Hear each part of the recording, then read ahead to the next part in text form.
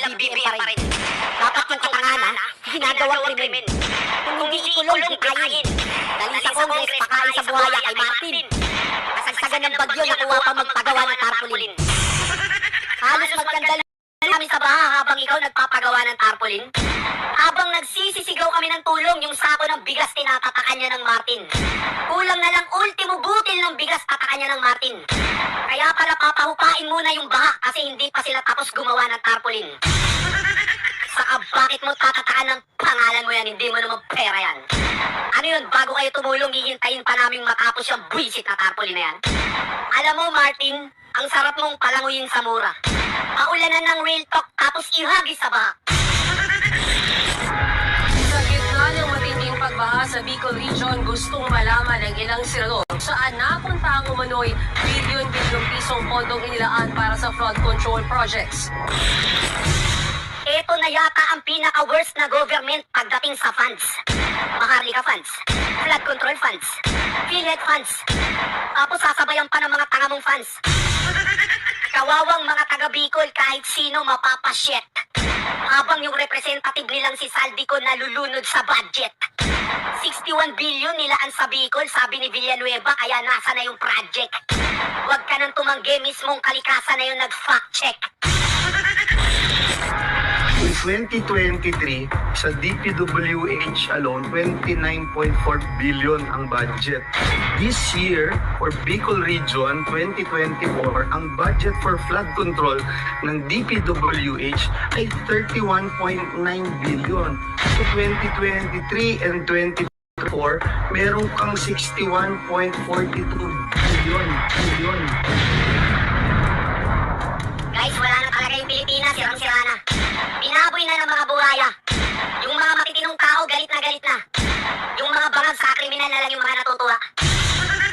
Sino ba representative ng Bicol? Ako.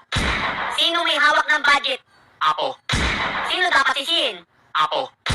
Buti alam mo. Naglaan kami na napakalaking dalaga. Umaabot ng halos 420 billion. Kung tutuusin, aabot siguro papatok ng 1.4 billion a day ang budget sa flood control. Saan napunta lahat yan? Yan ang masaklap. Oy, Plastic, ba't kami tinatanong mo? Ang tanungin mo, yung bobo mong kapatid sa yung pinsan mo. May saklap-saklap ka pang nalalaman, sila sisihin mo. Kung talagang nagmamalasakit ka sa mga Pilipino, yung kapatid mo sa kapinsan mo, kasuhan mo. Hindi yung daldal ka ng daldal dyan sa media, wala ka namang ginagawa. Kunwari galit sa kapatid sa pinsan, hindi naman pala. Pangunahan mo yung hearing tapos patawag mo yung presidente. Hindi yung pasasakayin mo na naman kami sa balat ng mani. Alam mo na palang may nawawala, wala ka pang ginagawa. Binoto ka ng taong bayan para mag-imbestiga, hindi puro dada. Hindi mo mahahanap ang sagot kung puro ka lang awa. Lubog na nga tayo sa utang, lubog pa sa baha. Pinalaga naman niya ni Ako Bicol Party List Representative Saldico. Wala nang patutuhanan ng umano'y bilyon-bilyong pisong flood control budget para sa Kabikulan. Ang ina niya, yung... Basta talaga pambubudol, master nyo. Tapos kunwari may i-raid na warehouse ng bigas, wala namang nakakalaboso. Hindi kaya yung smuggler ng bigas isa sa inyo? Kasi lahat ng sako ng bigas may pangalan nito. Partida kasama pa yung aso niya si Tulfo. Bakit ba laging kasama mo to? Sa Farmers Cubao kasama mo. Sa warehouse ng bigas kasama mo. Paano ka namin isusumbong kay Tulfo kung pati si Tulfo kasama mo? Wala na tayong pagsusumbungan guys. Kasama niya na lahat. Iba talaga pag may hawak ng pondo. Dinidikitan ng lahat. Papunta naman ako sa'yo. Bakit pati itong taong to? Itong taong to pati sa travel sinasama mo. Biruin mo si Mark Anthony Sayarot sa ito. Baliktad na ngayon, bagong Pilipinas, kaya yung kriminal protektado. O Igan, pasok! Igan, bistado umano'y Shabu Laboratory sa dalawang bahay sa Muntinlupa. Nasaba ang mga hinihinalang droga na nagkakalaga ng 136 million pesos. Pati ang mga makabagong makinarya na ginamit sa illegal na gawain.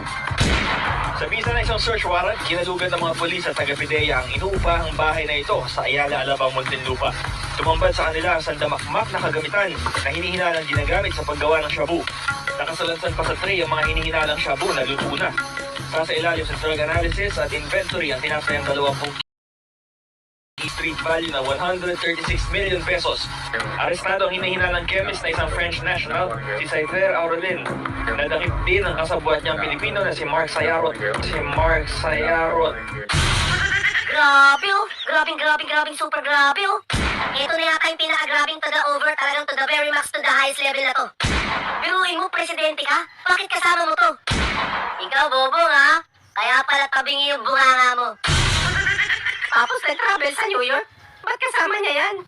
Ano bang kaso niyang putragis na yan? RA 9165 lang naman. Tungkol pala sa drugs yan. Pampaano ba yan? Pampabulol sa pampaspin. Pag nagsalita yan yung Amerikano yung nag-nosebleed. Nandiyan dyan si Sayarot, malay mo siya yung taga-feed. Kaya tingnan mo yung bunganga ni Bobong, alam mo na palo ng pala sa iwahig. Biruin mo, nag-travel yan ha. Kasama yung hari ng pondo, si Bangag, si Kokak sa Amerika. Wala namang nakukuhang investor, parang tanga. Nag-travel yan, kasama si Sayarot, saan ka pa? Gamit pa pera ng bayan, saya-saya. Kasama pa si Cute.